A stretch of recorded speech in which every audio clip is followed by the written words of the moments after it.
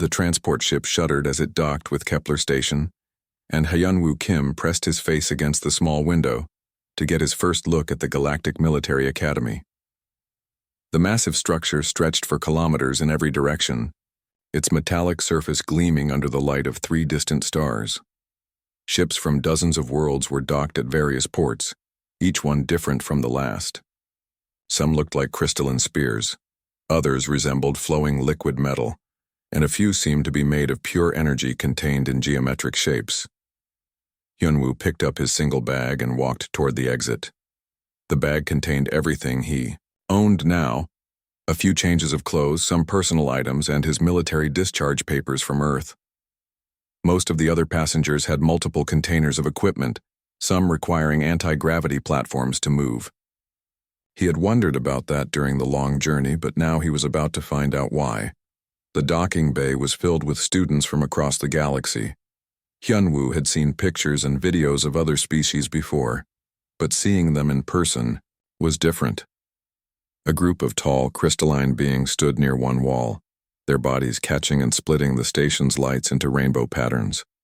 Their movements were slow and deliberate, and when they spoke, their voices sounded like wind chimes in a gentle breeze. Nearby, several insectoid creatures were arranging their belongings with precise mechanical movements. Their chitinous shells were dark green and black, reflecting the overhead lights like polished armor. One of them noticed Hyunwoo watching and turned its large compound eyes toward him. The alien's mandibles clicked together in what might have been curiosity or greeting.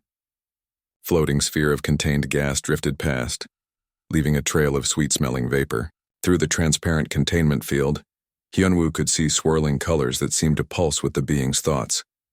It paused near him for a moment, and he felt a strange tingling in his mind before it moved on. "First time seeing real aliens?" asked a familiar voice behind him. Hyunwoo turned to see Da-eun Park approaching with her own collection of bags and equipment cases. She had been on the same transport, but they had barely spoken during the journey.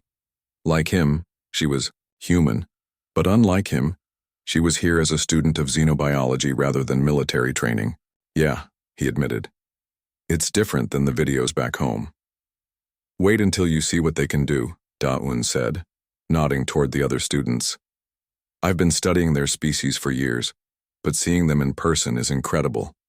"That crystalline species over there? They're Altarians. Their bodies can withstand direct plasma hits and they can vibrate at frequencies that shatter most metals."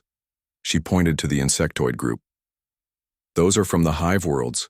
Each one has natural armor that's stronger than our best battle gear, and they can communicate through chemical signals across vast distances, and that floating gas being is from the nebula colonies. They can phase through solid matter and survive in the vacuum of space." Hyunwoo nodded, feeling suddenly very ordinary in his simple academy uniform. The other students were walking examples of evolutionary perfection, each one adapted for survival in ways that humans could only dream of. He began to understand why his arrival had caused such interest during the transport journey. A booming voice echoed through the docking bay, speaking in galactic standard but with an accent that made the words sound like grinding metal. "All new students report to Orientation Hall 7 immediately. Bring your gear and your courage. You will need both." The crowd began moving toward a series of large doors marked with glowing symbols. Hyunwoo joined the flow, walking alongside Da-eun as they followed the other students through corridors lined with battle honors and memorial plaques. The names and dates were from dozens of worlds, written in scripts he couldn't read, but the meaning was clear. This place had trained warriors for centuries. Orientation Hall 7 was enormous, with tiered seating that could accommodate beings of vastly different sizes and shapes. The crystalline students settled onto specially designed platforms that could support their weight, while the gas beings hovered in designated atmospheric zones. The insectoids arranged themselves in precise formations, and various other species found their appropriate sections. Hyunwoo and Da-eun found seats in a section marked for carbon-based bipeds. They were joined by a few other species that looked vaguely humanoid, though each had obvious adaptations. One had skin that looked like flexible metal, another had bone protrusions that formed natural armor plates, and a third had what appeared to be photosynthetic patches that glowed softly green. At the front of the hall, a massive figure emerged from a side entrance. The being was clearly the source of the booming voice from earlier. It stood nearly 3 meters tall and appeared to be made of living metal. Its surface was scarred and dented in ways that spoke of countless battles, and its eyes glowed with an inner fire. "I am Instructor Zephan," the being announced, its voice carrying easily to every corner of the hall.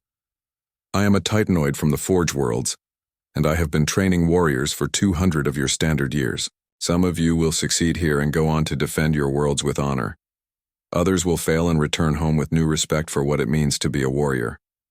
The instructor's glowing eyes swept across the assembled students, pausing briefly on each section. "This academy exists because the galaxy is not a peaceful place. There are threats that require warriors who can think, adapt, and survive in conditions that would destroy lesser beings. We train you not just to fight, but to endure, to overcome, and to protect those who cannot protect themselves." Zephan began, walking along the front of the hall, its metal feet ringing against the floor. "Each of you comes from a world that shaped you for survival. Your natural abilities, your instincts, your physiology, all of these are weapons that your evolution has given you. Here we will teach you to use those weapons effectively." The instructor stopped and gestured toward the crystalline students. "The Altarians can channel energy through their bodies and create resonance fields that disrupts enemy equipment. Their training will focus on precision and control." The crystalline beings chimed softly in acknowledgement. The hive species possess natural armor and collective intelligence that makes them formidable in group combat. They will learn individual initiative to complement their natural coordination. The insectoids clicked their mandibles in unison. The nebula beings can phase between states of matter and survive in environments that would kill most life forms. They will master the art of infiltration and reconnaissance, the floating gas being pulsed with brighter colors. As Zephan continued describing each species and their natural advantages, Hyunwoo began to feel increasingly out of place. Every group had obvious evolutionary adaptations for combat and survival.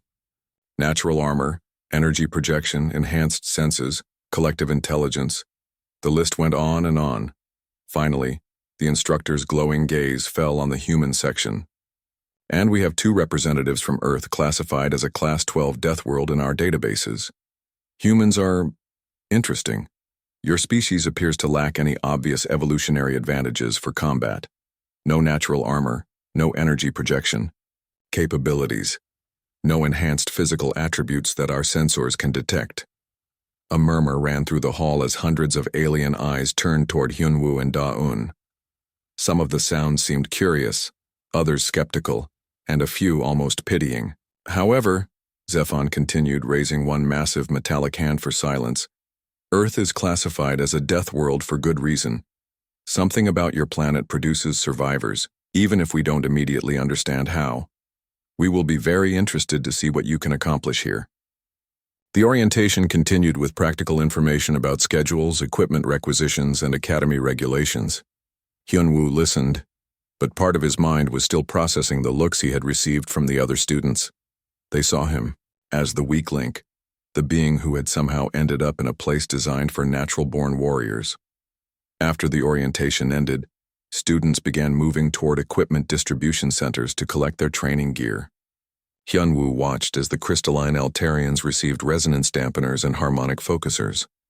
The hive species was fitted with carapace enhancement modules and communication boosters, the nebula being got an upgraded containment suit with phase shift capabilities. When Hyunwoo reached the distribution desk, the alien clerk looked confused. "Species designation?" it asked in heavily accented standard. "Human," Hyunwoo replied. The clerk consulted its database, frowning at the display. "I show no standard equipment package for humans. Do you require atmospheric modification, gravity adjustment, temperature regulation, or radiation shielding?" "No, standard atmosphere is fine." "Enhanced reflexes, strength augmentation, or sensory boosters?" "No, I don't think so." The clerk looked even more confused. "Defensive systems, combat armor, energy shields?" Hyunwoo glanced around at the other students collecting their specialized equipment. Everyone else seemed to need something to supplement their natural abilities. even if they already had obvious evolutionary advantages. Just the standard academy uniform and basic training gear, I guess. The clerk made some notes and handed him a simple package containing workout clothes, basic protective gear for certain X. The alarm that woke the students at dawn sounded like a dying spacecraft, which Hyunwoo later learned was intentional. According to Academy philosophy, comfort bred weakness, and weakness got people killed in real combat situations. He rolled out of his narrow bunk and began pulling on his training uniform while his roommate, one of the metal-skinned humanoids from orientation, was still connecting various enhancement modules to his natural armor plating. The mess hall was a study in controlled chaos. Hundreds of students from dozens of species were consuming their nutritional requirements in ways that ranged from elegant to disturbing. The Altarians absorbed energy directly through crystalline intake ports, creating small light shows at their table. The hive species fed collectively from shared nutrient pools, their movements coordinated like a single organism. The nebula beings filtered atmospheric components through their containment suits, leaving faint trails of exotic gases. Hyunwoo ate standard protein rations and tried not to stare at the feeding habits around him. Da-un joined him at a table designated for carbon-based lifeforms, though they were the only two actually using it. Most of the other species in that category had specialized dietary needs that required separate facilities. First combat drill today, she said, reading from a training schedule display. Zero-gravity obstacle course in Combat Bay 12. Full protective gear required for all students. What does full protective gear mean for us? Hyunwoo asked. Before Da-un could answer, a crystalline voice chimed behind them. You are the humans, yes? They turned to see one of the Altarian students approaching their table. Up close, the being was even more impressive, standing nearly 2.5 meters, tall with a body that looked like living quartz shot through with veins of silver light. Yes, I'm Hyunwoo and this is Da-un, he replied. I am Veltar of the Singing Crystals clan. I am curious about your protective systems. My resonance dampeners are rated for direct plasma exposure and kinetic impacts up to 15,000 newtons. What are the specifications of your defensive equipment? Hyunwoo and Da-un exchanged glances. We don't really have any, Da-un admitted. Humans don't naturally grow armor or energy shields. We mostly just try not to get hit. Veltar's form shimmered, which might have been laughter or confusion. But the Academy's combat drills are designed to test beings with natural defenses, to their limits. How do you expect to survive impacts that are calculated to challenge armored species? I guess we'll find out, Hyunwoo said. An hour later, they were finding out. Combat Bay 12 was a massive spherical chamber lined with magnetic field generators that could simulate zero gravity while maintaining atmosphere. Floating throughout the space were obstacles, barriers, and hazards designed to test every aspect of a warrior's capabilities. The students gathered at the entry portal in their combat gear. Veltar wore a harness of crystalline resonators that would help distribute impact forces across its body structure. The hive species students had additional carapace plating and sensory enhancement modules. The nebula being had upgraded its containment suit with reinforced field generators and emergency backup systems. Hyunwoo wore a basic helmet and impact padding over his standard training uniform. Compared to his classmates, he looked like he was dressed for a casual workout rather than combat training. Instructor Zephon's voice boomed through the bay's communication system.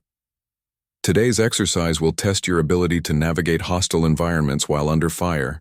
The course contains plasma barriers, kinetic projectile systems, gravity wells, and debris fields. Students will be divided into groups and timed individually. Failure to complete the course results in remedial training. Injury requiring medical intervention results in academic review. The first group entered the chamber, and Hyunwoo watched through the observation window as they tackled the obstacles. The course was beautiful and terrifying. Beams of coherent energy created barriers that had to be passed through or avoided. Automated systems fired foam projectiles that would simulate weapon impacts. Gravity generators created wells and currents that could crush or fling students against obstacles. Veltar was in the first group, and Hyunwoo was fascinated to watch the Altarian work. When plasma barriers blocked the direct path, Veltar's body would shift its crystalline structure to refract the energy around itself, creating safe passages. When kinetic projectiles targeted the alien, its resonance dampeners would vibrate at frequencies that shattered the foam rounds before impact. The being moved with deliberate precision, using its natural abilities to overcome each obstacle. The Hive species student in the same group used a completely different approach. Its enhanced carapace simply absorbed impacts that would have been devastating to unarmored beings. When gravity wells threatened to crush it, the alien's natural armor distribution and internal structure handled forces that would have pulverized most organic life. It moved through the course like a living tank, powering through obstacles rather than avoiding them. Both students completed the course successfully, though their times were considered average by academy standards. The instructors made notes about technique and efficiency, but neither had pushed their species' capabilities to the limit. More groups followed, each demonstrating the advantages their evolution had given them. Gas beings phased through solid barriers. Metal-skinned species conducted energy around their bodies harmlessly. Students with natural electromagnetic sensitivity predicted projectile paths before the weapons fired. Finally, Hyunwoo's group was called. He found himself assigned with two students he hadn't met before, a reptilian being with natural scales that could deflect energy weapons, and a crystalline entity similar to Veltar, but with a more compact, dense structure. They entered the chamber and the course activated immediately. The first obstacle was a field of intersecting plasma beams that created a deadly geometric pattern. The beams moved in predictable cycles, opening and closing gaps that could be navigated if timed correctly. Hyunwoo's teammates activated their defensive systems and began calculating safe windows to pass through the energy field. The reptilian student's scales began shifting color to match the plasma frequency, preparing to absorb any incidental contact. The crystalline being adjusted its internal resonance to deflect plasma impacts. Hyunwoo studied the pattern for a few seconds, then pushed off from the starting platform and began moving through the field. He didn't have systems to deflect or absorb the plasma beams, so he simply made sure he wasn't where they were. His movements looked almost like dancing, flowing from one safe space to another in a continuous motion that never quite put him in contact with the energy barriers. His teammates followed, their defensive systems handling the occasional contact with plasma that their calculations had deemed acceptable. They emerged from the first obstacle within normal parameters, though the instructors noted that the human had moved through faster than expected. The second obstacle was more complex, a field of kinetic projectile launchers that fired foam rounds, with enough force to simulate combat weapons. The projectiles came from multiple angles and were designed to track moving targets. Students were expected to use their natural defenses to absorb or deflect impacts while navigating toward the next checkpoint. The reptilian student activated armor plates beneath its scales and began moving through the field in short rushes, absorbing hits when necessary. The crystalline entity used resonance bursts to shatter incoming projectiles while advancing steadily. Hyunwoo approached the field differently. Instead of preparing to absorb impacts, he seemed to be reading the rhythm of the weapon systems. He moved in ways that put him between projectile paths, using the timing of the automated systems against themselves. When a projectile locked onto his position, he would shift just enough to cause it to miss, often by centimeters. What looked like impossible luck to the observers was actually pattern recognition, combined with reflexes that had been honed by Earth's unpredictable environment. The weapon systems were designed to challenge beings with defensive capabilities, not someone who treated avoidance as the primary survival strategy. The third obstacle nearly ended his run. A gravity well generator created crushing forces designed to test the structural integrity of armored species. Most students use their natural defenses to resist the pull while fighting their way to the deactivation switch. Hyunwoo felt the gravity field seize him and immediately realized that resistance was futile. His organic body couldn't generate the forces needed to fight the artificial gravity. Instead of fighting it, he used it. The gravity well was designed to pull students toward a central crush point, but the field wasn't perfectly uniform. Hyunwoo found the irregularities and used them to slingshot himself toward the deactivation switch instead of the crush point. The maneuver required split-second timing and spatial awareness that impressed even instructor Zephon. Using environmental forces as tools rather than obstacles was a concept most armored species never considered. The final obstacle was a debris field of jagged metal fragments propelled by magnetic accelerators. The metal moved in complex patterns designed to challenge every type of natural defense simultaneously. Some pieces carried electrical charges, others were superheated, and all of them moved fast enough to cause serious injury. Hyunwoo traveled fast through the Academy's communication networks, and by the time Hyunwoo reached the mess hall for evening nutrition, he had become the subject of intense speculation. Students who had never spoken to him before were suddenly finding reasons to walk past his table. Some tried to be subtle about their observation, while others simply stared, openly. The hive species had been particularly active in analyzing his performance. Their collective intelligence had processed the combat drill recordings from multiple angles, creating detailed analyses that they shared through chemical communications. Every few minutes, one of them would approach and ask precise questions about human physiology, reaction times, or sensory capabilities. "Do humans possess precognitive abilities?" asked Quinn, one of the hive students, settling its insectoid form across from Hyunwoo with mechanical precision. "Not that I know of," he replied, trying to enjoy his protein rations despite the constant attention. "Our analysis indicates that your movement decisions were made before the obstacles completed their threat assessment cycles. This suggests either faster-than-light neural processing or temporal perception displacement." Daeun laughed. "It's called pattern recognition. Humans are really good at it because Earth required split-second decisions to survive. You see the beginning of a pattern and predict where it's going. But the combat systems use randomization protocols to prevent pattern exploitation," Quinn insisted, mandibles clicking with agitation. "Random to a computer, maybe. But there are always patterns if you know how to look for them. Humans evolved to spot the patterns that other Earth predators couldn't see." The conversation was interrupted by an announcement that echoed through the mess hall. "All students report to Combat Base 7 at 0600 tomorrow. Advanced drone combat simulation. Full defensive systems recommended." That night, Hyunwoo found himself unable to sleep.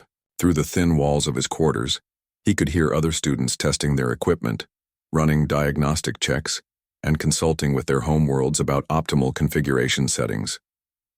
His own preparation consisted of a few basics, stretches, and reviewing what he remembered from military close-quarters combat training. The next morning brought the largest gathering of students he had seen since orientation. Combat Base 7 was designed for full-scale battle simulations, and the observers gallery was packed with students, instructors, and even some academy administrators who had come to see what all the discussion was about. The combat drones were impressive machines, each one a meter tall and equipped with multiple weapon systems, defensive shields, and adaptive artificial intelligence. They were designed to analyze each opponent and adjust their tactics accordingly, providing training partners that could challenge any species in the academy. Instructor Zephon addressed the assembled students from the center of the combat area. "These drones are programmed with tactical data from every major military engagement in galactic history. They will adapt to your species' capabilities and push you to your limits.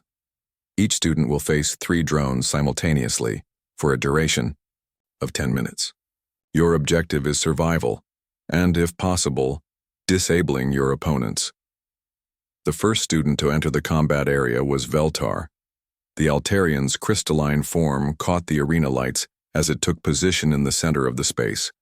3 drones activated and immediately began circling, their sensors analyzing the alien structure and capabilities.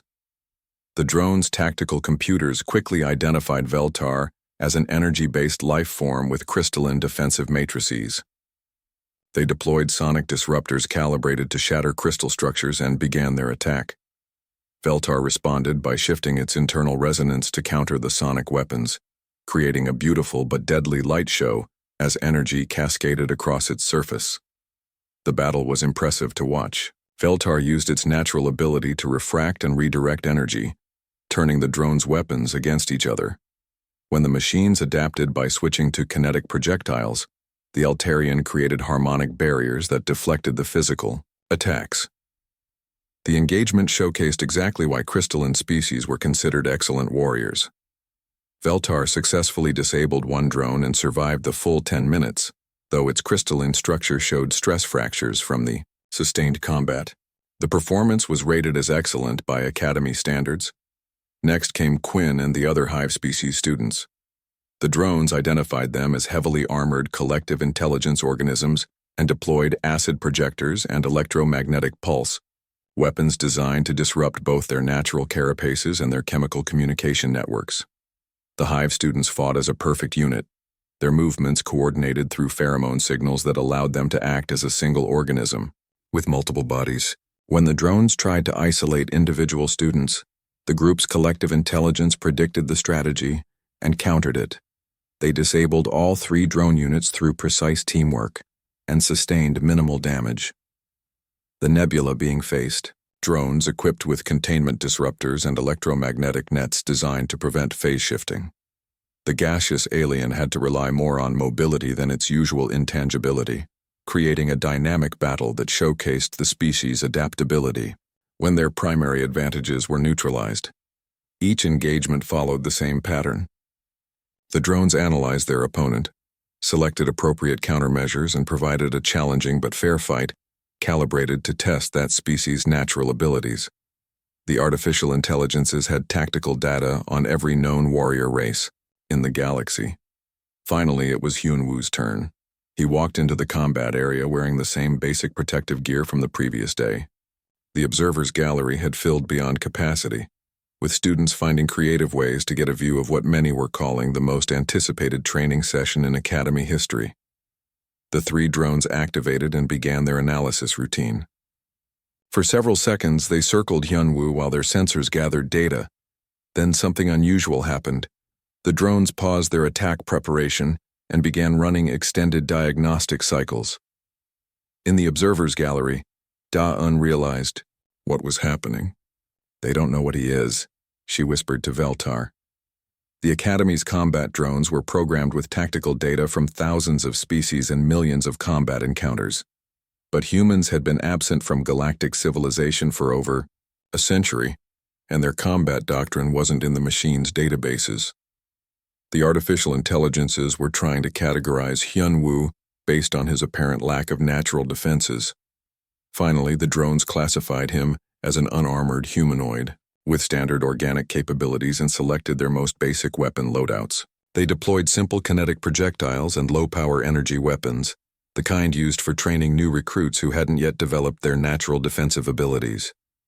The engagement began, and immediately everyone could see that something was wrong with the drone's assessment. Hyunwoo moved through the first barrage of projectiles like they weren't there. The drones had calculated optimal targeting solutions for a standard humanoid with typical reflexes and movement patterns, but Hyunwoo wasn't moving like their programming expected. His motion was fluid and unpredictable, following patterns that seemed random but consistently put him in safe positions. The drones adapted quickly, increasing their weapon power and switching to more sophisticated targeting algorithms. Hyunwoo continued to avoid their attacks with movements that looked almost casual. He wasn't just dodging projectiles. He was reading the machine's attack patterns and positioning himself where their weapons couldn't effectively target him.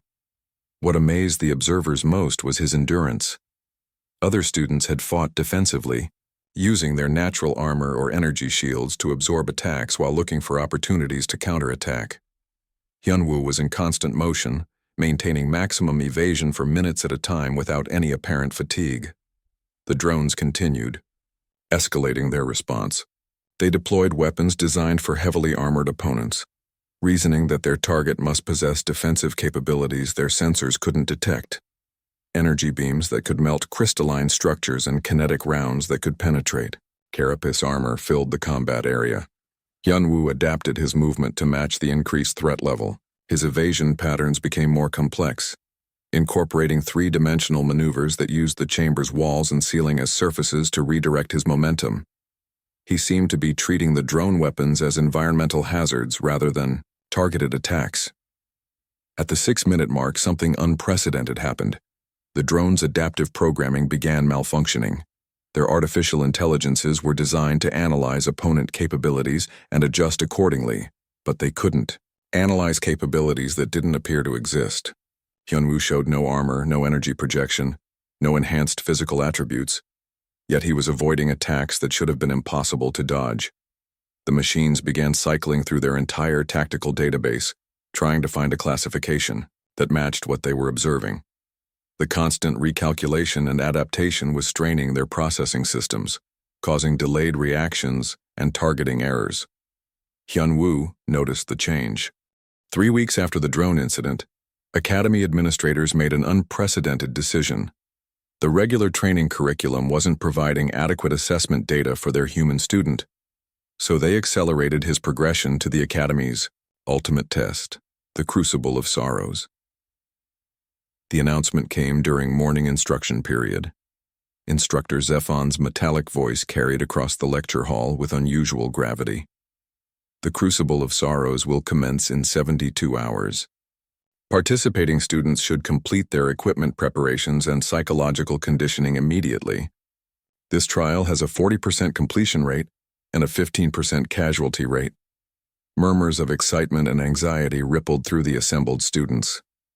The Crucible was typically reserved for final-year cadets, and many considered it the Academy's most prestigious achievement. Only students who had mastered their species' combat capabilities and demonstrated exceptional tactical thinking were normally eligible. The following students have been selected for this trial. Zephon continued, reading from a list that included the Academy's top performers. Beltar's name was called, along with Quinn and 2 other Hive species students. Several names from species Hyunwoo hadn't interacted with were announced. Then, unexpectedly, human student Hyunwoo Kim. The hall fell silent. Everyone knew that humans had only been at the Academy for 3 weeks. Standard protocol required at least 2 years of training before attempting the Crucible. The decision to include Hyunwoo was either a sign of extraordinary confidence in his abilities or a polite way to eliminate an anomaly that the instructors couldn't properly categorize. After the announcement, students gathered around Hyunwoo with mixtures of congratulation and concern. Feltar approached first, its crystalline form resonating with harmonic patterns that conveyed deep worry. The Crucible takes place on Kethmaran, a moon that exemplifies why certain worlds are classified as unsurvivable, the Altarian explained. The environment shifts between temperature extremes that would freeze or incinerate most life forms.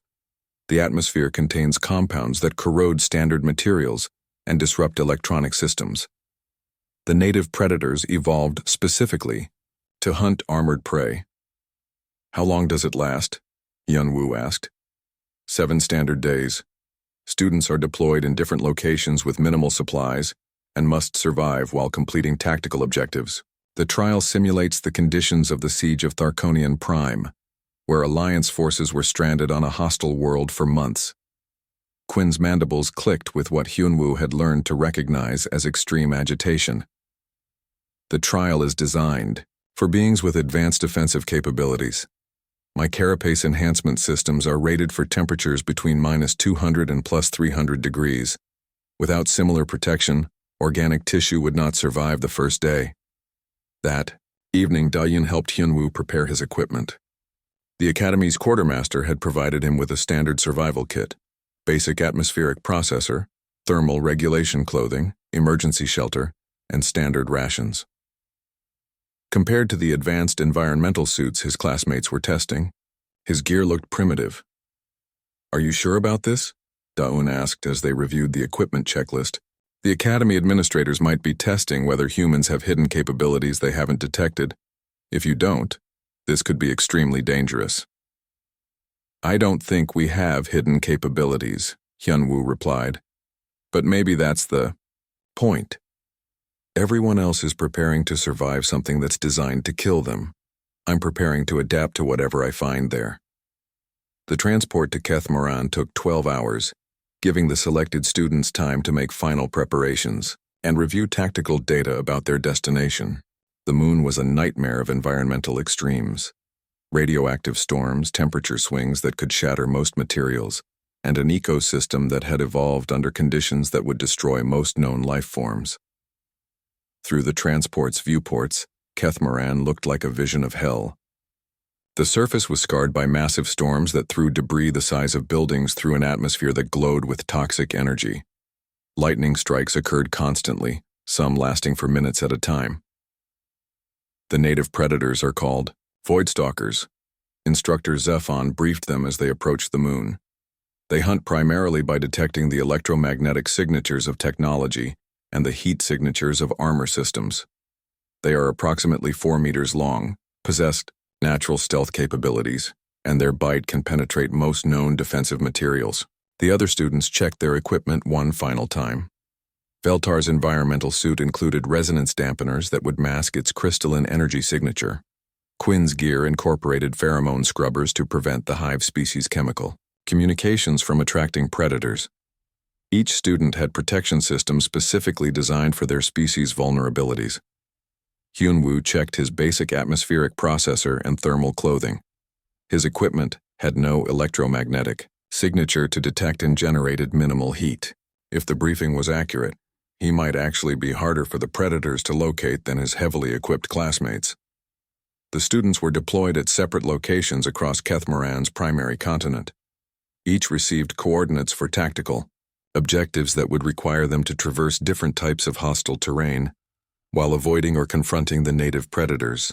Completion required reaching 3 checkpoint locations and surviving until the extraction window opened after 7 days. Hyunwoo's drop zone was in a region called the Thermal Wastes, where underground volcanic activity created temperature variations that could kill most life forms within minutes. He deployed from the transport wearing his basic gear and carrying supplies that weighed less than half what his classmates needed.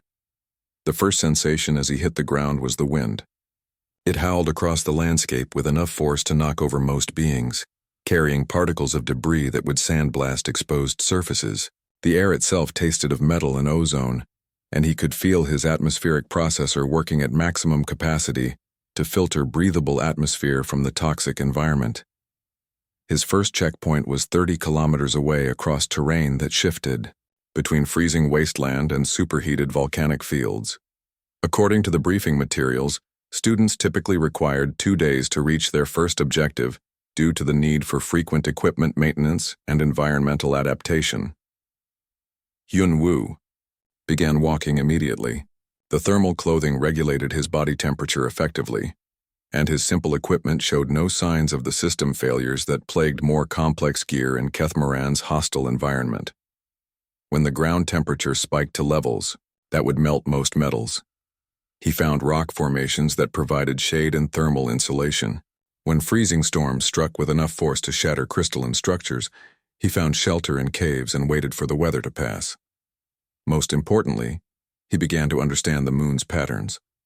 Kethmaran's environment seemed chaotic, but it followed rules: wind patterns that indicated approaching temperature changes, geological formations that predicted volcanic activity, atmospheric variations that warned of radiation storms. Within hours, he was reading the hostile environment like a book written in a familiar language.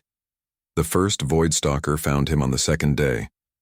He was crossing a field of volcanic glass when he noticed movement in his peripheral vision. Something large and predatory matching his pace from a parallel course. The creature was everything the briefing had described: 4 meters of muscle and natural armor, moving with a stealth that suggested evolutionary perfection.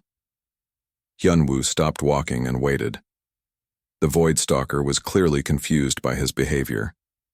Its hunting instincts were calibrated for prey that would run, hide, or attempt to fight using technological systems it could detect and counter. Hyunwoo simply stood in the open, making no attempt to conceal himself or activate defensive measures. The predator circled closer, its sensory organs scanning for electromagnetic signatures or heat patterns that would indicate advanced equipment. Finding none, it seemed uncertain how to proceed. This wasn't prey behavior as it understood it. Finally, the Voidstalker approached directly. As it moved within striking distance, Hyunwoo did something that probably saved his life.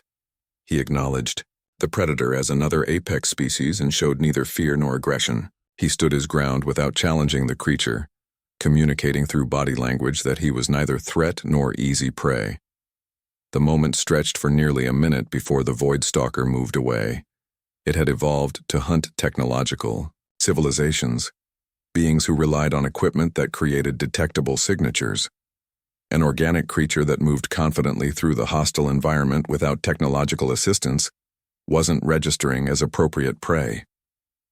By the third day, Hyunwoo had reached his first checkpoint ahead of schedule. His equipment was functioning perfectly because there was almost nothing to malfunction.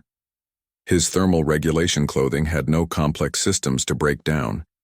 His atmospheric processor was built for reliability rather than efficiency, and his basic supplies required no maintenance. More importantly, he was thriving in conditions that were designed to push advanced life forms to their breaking points. The constant environmental challenges that would the Academy's emergency faculty meeting convened within hours of the Crucible participants' return. In Conference Hall Alpha, representatives from dozens of species gathered to discuss what many were calling the most significant development in military training doctrine for centuries. Instructor Zephon stood at the center of the assembly, its metallic form bearing fresh battle scars from recent combat operations. "We have a problem," Zephon announced, its voice carrying through translation matrices to accommodate the various communication methods of the assembled faculty. "Our most advanced training protocols are being completed by a student whose capabilities don't match any known parameters for survival in hostile environments." The Altarian faculty representative, a crystalline being even larger than Veltar, resonated with harmonic frequencies that conveyed deep concern.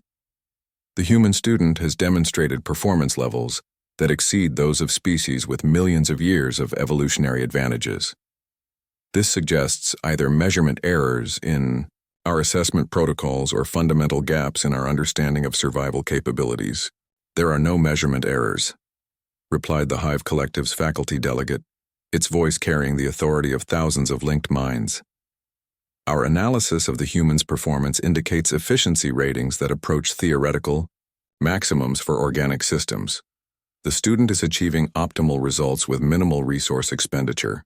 A gaseous being from the nebula colonies drifted forward, its containment field pulsing with electromagnetic signatures that translated as urgency. "We must consider the possibility that Earth's classification as a Class 12 death world has produced evolutionary adaptations that our databases don't recognize. Perhaps humans possess capabilities that manifest differently from traditional defensive systems." Instructor Zephon activated the conference hall's primary display, showing footage from Hyunwoo's various training exercises. "Observe the human's movement patterns during combat scenarios.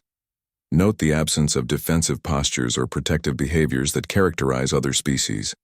The student appears to treat potentially lethal situations as navigation challenges rather than survival threats."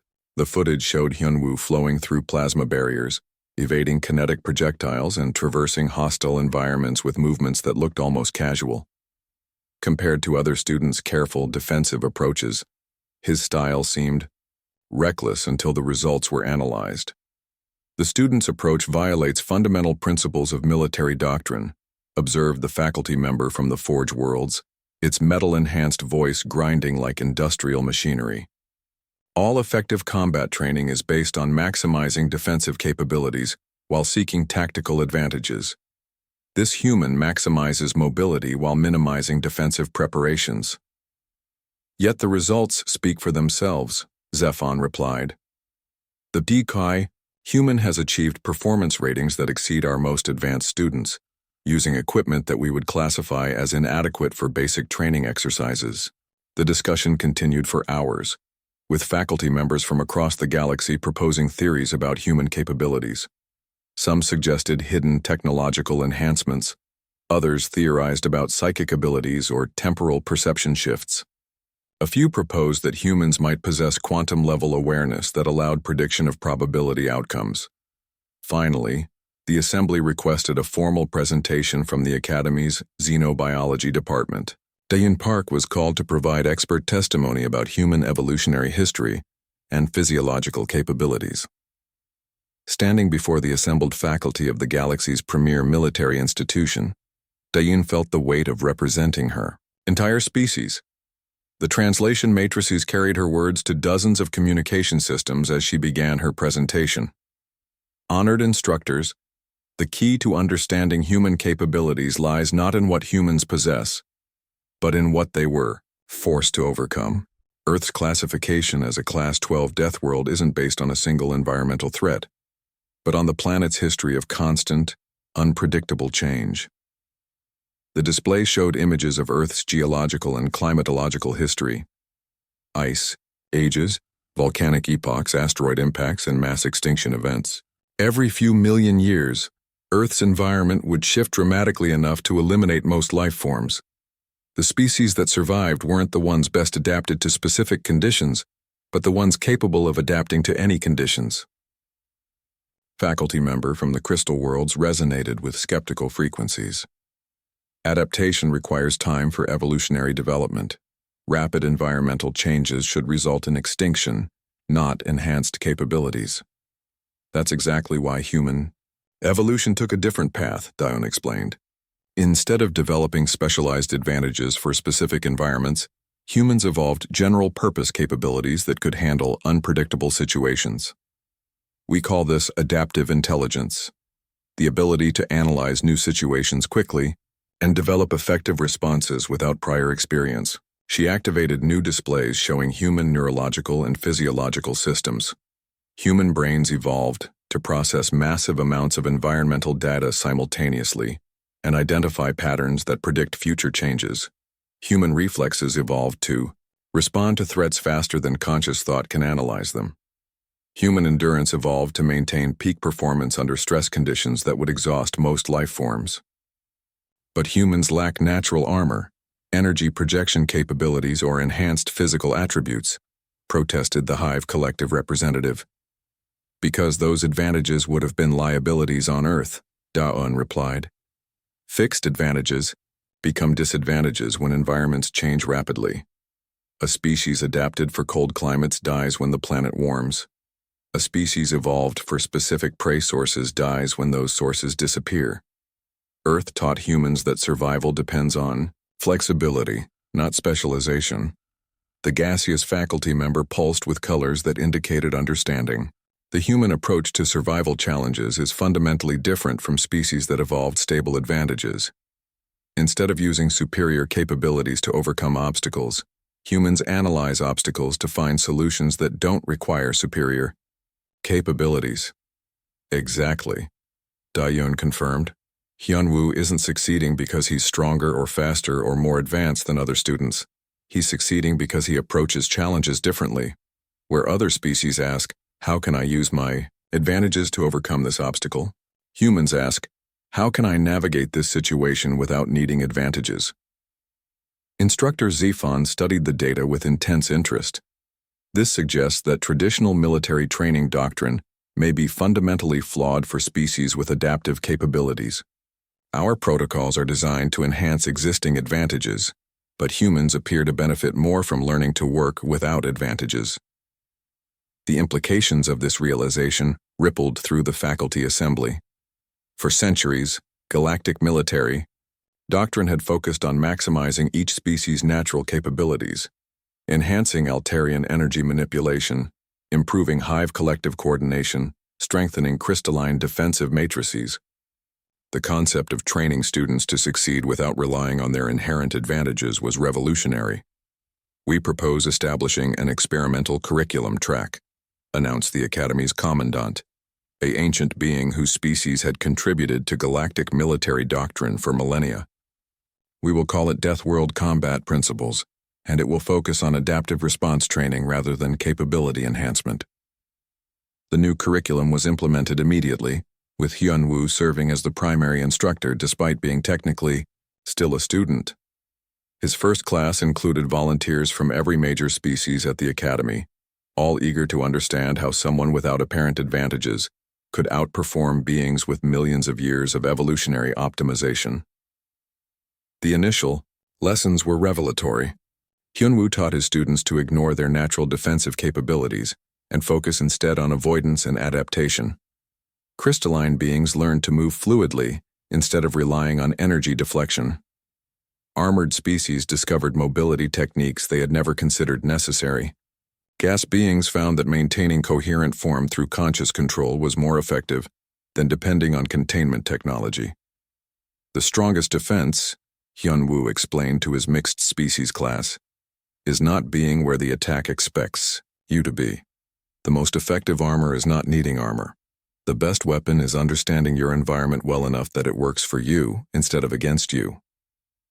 Veltar, now one of his most dedicated students, had made remarkable progress in adopting human-style adaptive techniques.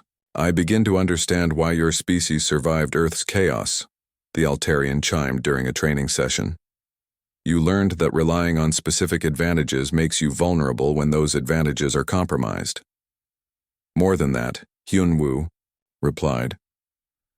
We learned that every situation contains opportunities if you know how to recognize them.